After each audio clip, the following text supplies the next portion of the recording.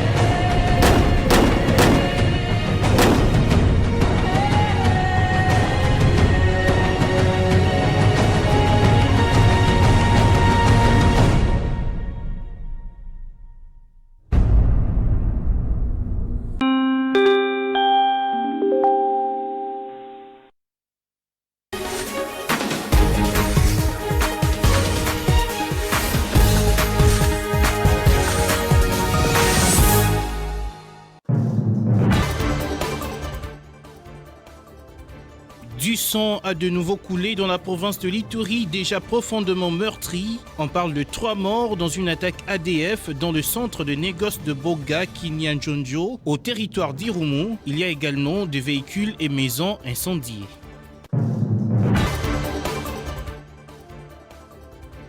C'est parti pour la réouverture de l'affaire mettant Moussa Mondo, ancien vice-ministre des hydrocarbures, devant la Cour de cassation, alors qu'il y a une année, le tribunal de grande instance de Kinshasa-Gombe l'avait condamné à 20 ans de prison. Pour l'instant, le verdict est attendu pour le 22 octobre prochain, pendant que ses partisans crient à son innocence.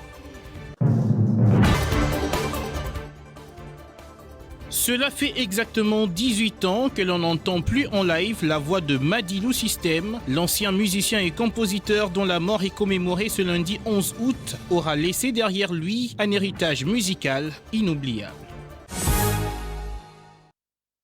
Bonsoir à tous, bienvenue dans cette édition d'information du journal sur Digital Congo pour vous informer. À quand la fin des massacres dans la province de l'Ituri? On parle encore des morts depuis la nuit dernière. Des présumés combattants ADF ont fait irruption dans le centre de négoce de Boga et Kinyanjonjo, au territoire d'Irumu. Le bilan provisoire fait état de 3 personnes tuées aux côtés des véhicules et maisons incendiées. Cette attaque meurtrière a visé la chefferie de Bahema Boga après une longue période d'accalmie observée depuis le déploiement des forces conjointes FARDC-UPDF dans le cadre des opérations Souja, un motif d'indignation pour la société civile du territoire d'Irumu. Pascal Kisenzo, son président, est dans cet extrait choisi par Vérité Johnson. Où le bilan se présente comme suit. 3 hommes tués, 2 décapités et égorgés à machette, et l'autre calciné dans la voiture. 4 portes de boutiques pillées et incendiées. 3 véhicules incendiés, dont 2 avec bagages et l'autre vide. 3 maisons d'habitation incendiées. 3 personnes portées disparues et 1 personne rescapée. Dans l'ensemble, 12 villages ont été touchés par cette attaque, où la population se dirige vers les villages d'accueil jadis sécurisés. Ces assaillants étaient venus de la direction de la chefferie de Banyari Tchab et Bahema Mitego, et qu'ils ont pris la direction de retour vers Ruebitera, Boussillo et Malibong, et qui sont à poursuite par la force de mutualisation. Nous signalons que c'est depuis 1 mois, les terroristes ADF sont très actifs dans le sud du territoire d'Irumu, où plusieurs crimes et violations des droits internationaux humanitaires ainsi que violations des droits humains ont été signalés. La société civile et forces vives du territoire d'Irumu s'inquiète de l'activisme des ADF, où les Grassat sont dernièrement touchés, celle-ci après celle des commandes, où nous avions perdu plusieurs populations. De poursuivre l'ennemi sans relâche jusqu'à leur dernier retranchement, et aussi de renforcer les dispositions sécuritaires pour que ce genre de sabotage ne revienne plus.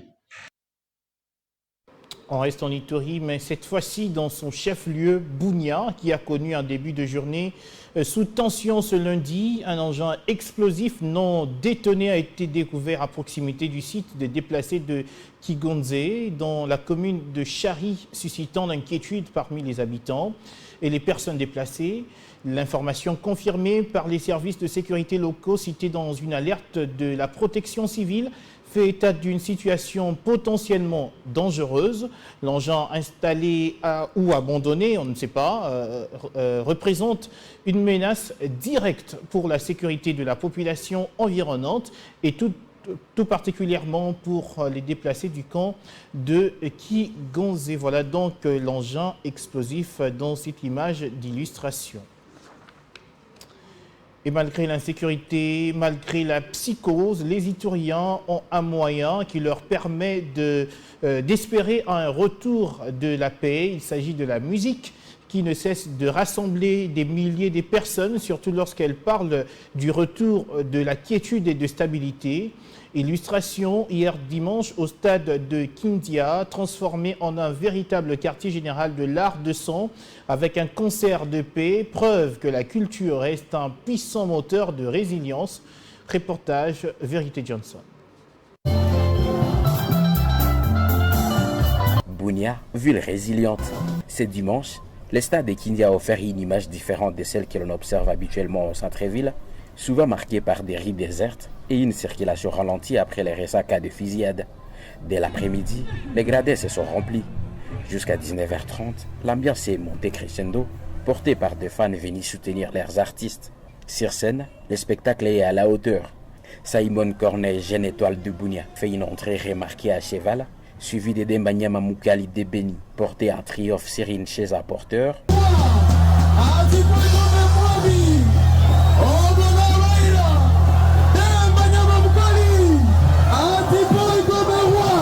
Malgré la peur, l'amour pour la musique a pris les dessus. Mais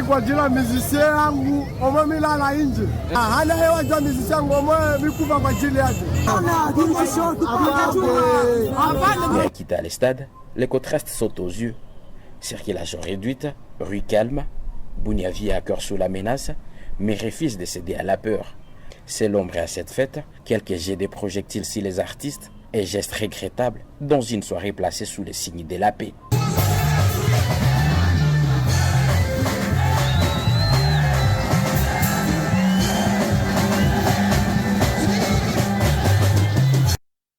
Et pour vaincre les ennemis de la paix en RDC, la communication reste l'un des leviers stratégiques.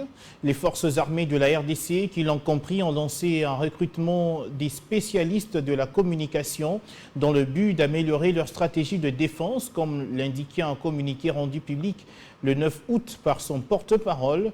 Une initiative largement saluée par les étudiants de l'Université des sciences de l'information et de la communication. Yvonne Amori et Josué Mazoa vont y revenir dans un instant. Le temps pour nous de nous rendre dans la Cour de cassation une année après la décision du tribunal de paix de grande instance de Kinshasa, Gombe. La Cour de cassation a donc ouvert l'affaire Moussa Mondo, ancien vice-ministre des hydrocarbures, et a convoqué une audience ce lundi 11 août après la présentation de nouvelles preuves par les avocats de l'inculpé, notamment la correspondance de son beau-père qui clame son innocence.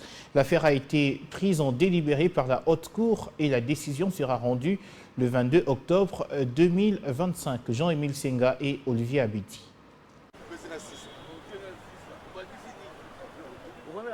Les avocats et partisans de l'ex-ministre des hydrocarbures, Moussa Mondo, étaient visiblement déterminés à dénoncer sa condamnation il y a un an par les tribunaux de grande instance de Kinshasa à 20 ans de prison. Au moyen de ses instruments sonores, ils tiennent mordicus à obtenir sa libération sans condition. D'ailleurs, ces avocats ont à nouveau démontré l'innocence de leurs clients avec de nouvelles preuves à l'appui. Pour maître Béboron Atoueka, l'un des membres du collectif d'avocats de la partie défenderesse, ces preuves sont irréfutables. À ce jour, la défense de M. Moussa Mondo ayant introduit une requête par devant la Cour de cassation demandant la révision de la décision rendue par le jugement de la Cour d'appel de Kinshasa-Gombe ayant condamné M. Moussa Mondo en 15 ans de prison au regard des éléments nouveaux portés par sa collective qui l'ont défendu aujourd'hui, notamment la dénonciation de sa belle famille par l'entremise du père biologique de sa défunte épouse, et puis un clé USB déposé au dossier dont la vidéo du père biologique testant que sa fille a été décédée suite à une maladie parce que reconnaissant l'état de santé de sa fille qui était déjà anémique. Moussa Mondo est accusé d'avoir tué son épouse après l'avoir passée à tabac. À l'issue de l'audience de ce lundi 11 août, la Cour de cassation a pris l'affaire en délibéré et rendra sa décision le 22 octobre prochain. Ils étaient également présents à ce procès. Les adeptes de l'ex-ministre des hydrocarbures Moussa Mondo ne cessent de clamer son innocence et invitent le gouvernement congolais à rendre juste cette affaire qu'ils jugent de trop politique. Ils ont réagi au micro de Jean-Émile Senga et Olivier Abedi. Comme nous disons que c'est la justice qui élève une nation, nous demandons pour que le président de la République lui-même, son Excellence M. Félix Antoine Tshisekedi, fasse l'effort pour que notre jeune leader soit vraiment libre. Moussa Mondo est innocent. Et nous avons tous les preuves et la justice a la preuve union sur l'Ibosso Nabango, preuve à l'Ibosso Nabango, acte de décès. Oyo hôpital et puis kopesa poto ebinyo so mowoyo so ka kufi hôpital de jijaka kufi na nini. Et puis deuxièmement beau-père ya Moussa, c'est-à-dire papa ya mwasi na ye atindi vidéo depuis Madagascar ko senga innocence ya gendre na ye que aza innocent et tous ces preuves là justice monsieur zanango. Alors nous étant que la communauté musulmane to senga ete justice na biso et katolika mondenge sengeli ba libérer imam na biso aza innocent. Il y a quand même des vidéos à Bandé Kosala pendant que moi ça c'est là qui est hôpital. Il y a quand même des vidéos, tout le monde qui va se perfuser moi si et la femme était toujours qui n'a elle était normale. Nasima ya décès naie ne ba kobimisa ba vidéo que non moi ça vimba qui et tout là ce sont de montages. Ce sont de montages sur Snap, tous même na ba preuve Vous voyez, où est la application ya Snap. Où est ngai. Où pesa kaka ngai. Eza application ya Snap baluka ki ba kosele makambo. On comprend qu'il est innocent. Il est innocent. Cap vers la province du Congo central pour vous parler de la clôture en beauté des travaux de la revue annuelle des performances du Congo central. Une avalanche de dossiers liés à l'éducation ont été passés au peigne fin. Plusieurs recommandations ont également été formulées. Tous ces travaux ont été réalisés en sous-commission sous la coordination du directeur de la province éducationnelle Congo central 1, Marie-Salomé Boroto. On en parle dans ce résumé de Jean-Claude Kidoum.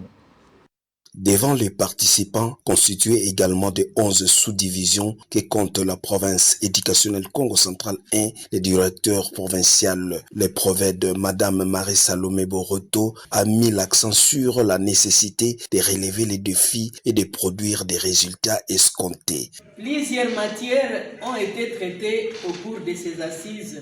L'évaluation des performances pour toutes les activités de l'année passée, en tenant compte des 3 piliers de la stratégie sectorielle de l'éducation et de la formation, l'actualisation de la cartographie scolaire de la province éducationnelle du Congo central 1, l'analyse approfondie de la mise en œuvre des réformes initiées par le ministère, les projets de l'arrêté fixant les frais scolaires édition 2025-2026, la nouvelle citoyenneté ainsi que la projection de toutes les activités à mener au cours de l'année prochaine 2025-26 selon les assignations du plan d'action opérationnel. Après avoir traité toutes ces matières, je suis convaincu que l'année scolaire 2025-26 sera bien meilleure que les précédentes. Je saisis également cette opportunité pour vous faire part d'un secret personnel que voici. Vous avoir à mes côtés me donne toutes les raisons de croire que l'amélioration effective du système éducatif de notre pays en général et celui de la province éducationnelle du Congo central en particulier est bien possible. Oui, c'est possible parce qu'il y a de ces femmes et hommes qui se donnent au travail avec amour et patriotisme pour assurer la grandeur de notre pays qui sera légué à nos enfants, élèves d'aujourd'hui et élites de demain. C'est le ministre provincial de l'éducation Thomas Kiakokwa qui a clôturé les travaux dans la province éducationnelle Congo Central 1 qui s'est tenu pendant 3 jours. On reste dans le chapitre lié à l'éducation. Il ne reste plus que 3 semaines très exactement avant que les élèves retrouvent le chemin de l'école. Pour l'instant, ils sont en vacances, mais leurs parents ne sont pas en repos puisqu'il faut trouver des fournitures scolaires, notamment au grand marché. Mais sur place à Zando, l'heure est à l'adaptation pour les commerçants qui redoutent une saison peu rentable, tandis que les parents jonglent entre les priorités. Josaphat Ngoma et Josué Mazoa pour les détails. À quelques semaines de la rentrée scolaire, ça bouge déjà au grand marché Zando dans la ville de Kinshasa. Les étalages se remplissent peu à peu d'effets scolaires, les uniformes, sacs pour écoliers, cahiers, stylos et autres fournitures. L'effervescence, elle, n'y est cependant pas encore. Certains vendeurs indiquent qu'il y a des clients qui ne viennent que pour se renseigner sur le prix, mais sans acheter. Les gens viennent se renseigner, mais n'achètent pas. Ils disent que l'argent ne circule pas. C'est pourquoi le marché ne reste vide jusqu'à présent.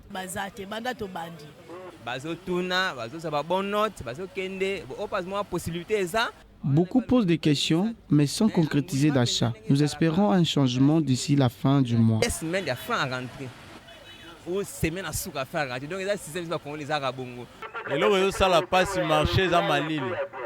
Normalement, l'engouement devrait déjà se faire sentir, mais jusqu'à présent, rien. Par exemple, plus de 10 personnes sont passées demander le prix, mais seulement 3 ont acheté. Du côté des parents, le coût élevé de la vie freine les préparatifs. Beaucoup disent attendre la fin du mois d'août pour faire les achats.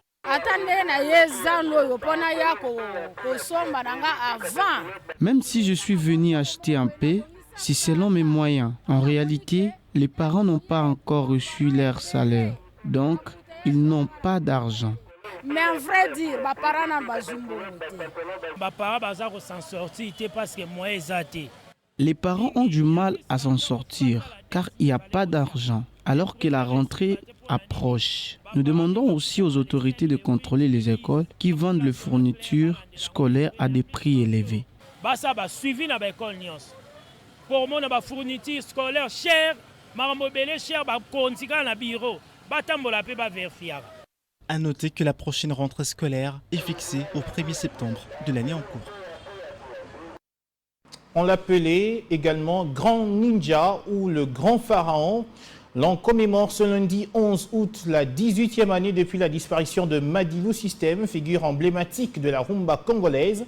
Mort à 57 ans aux cliniques universitaires de Kinshasa, l'auteur de Yajan a laissé derrière lui un héritage musical inoubliable. Retour sur le parcours d'un artiste à la voix d'or, disparu mais jamais oublié, dans cet élément signé Anita Mwadi. Décédé à l'âge de 57 ans, le 11 août 2007, aux cliniques universitaires de Kinshasa, Jean Dédié Makese, connu sous le nom de Madilou System, s'était éteint brusquement, laissant le monde de la rumba orphelin d'un monument.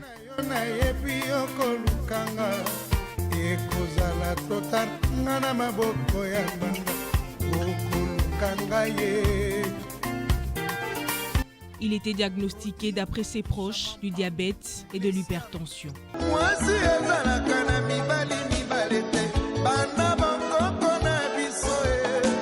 Madilou System, ancien du tout-puissant Okedias de Franco Luambo Makiadi, a marqué de générations avec des titres devenus cultes comme Mamou, Mario, interprété en duo avec le grand maître Luambo Makiadi, ainsi que Yajan en carrière solo. Son dernier album, Bonne Humeur, était encore sur le marché au moment de sa mort. Un album dans lequel il exprimait une maturité musicale saluée. Des hommages lui ont été rendus dans plusieurs milieux culturels et médiatiques, rappelant l'impact de son œuvre sur la musique congolaise et africaine. Le fan, continue de faire vivre son héritage à travers ses chansons intemporelles. C'est un homme que nous reconnaissons bien. C'est un grand artiste que nous reconnaissons par sa rumba qui, et ce même héritage que nous léguons à nos enfants et à des générations futures. Azalaki grand artiste ya Congo, en tout cas, atika pe ba chana eti lelo et Makarabiso. C'est un grand artiste de ce pays et ses chansons continuent de résonner dans nos esprits. Sa chanson Vava qui nous permet de penser à lui et à l'artiste Luambo Makiadi Franco. Pourtant, yangonde to meka koza souvenir na ye na souvenir ya papa Luambo Makiadi. 18 ans après sa mort, Madilu System reste vivant dans les mémoires et les playlists. Sa voix demeure une référence pour toute une génération.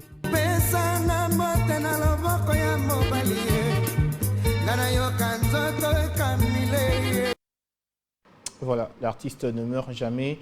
Dit-on, un mot sur les nouvelles en dehors de nos frontières avant de terminer ce journal. Au Mali, une vingtaine d'officiers militaires, dont le général Abbas Dembélé, ancien gouverneur de la région de Mopri, sont aux arrêts. Ils sont soupçonnés de tenter de renverser la junte au pouvoir.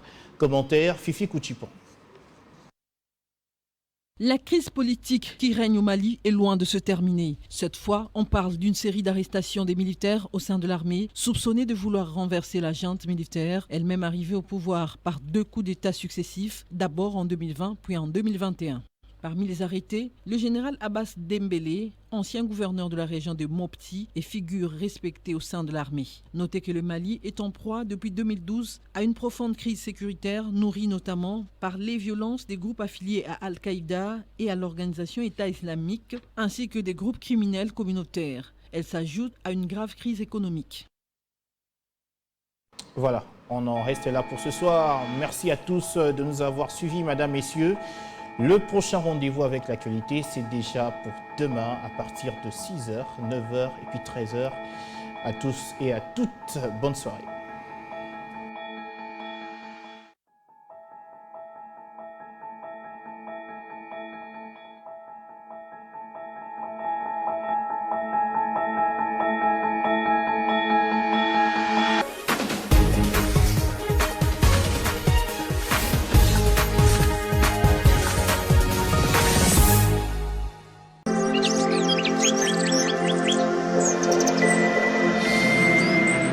Digital Congo, la télévision numérique.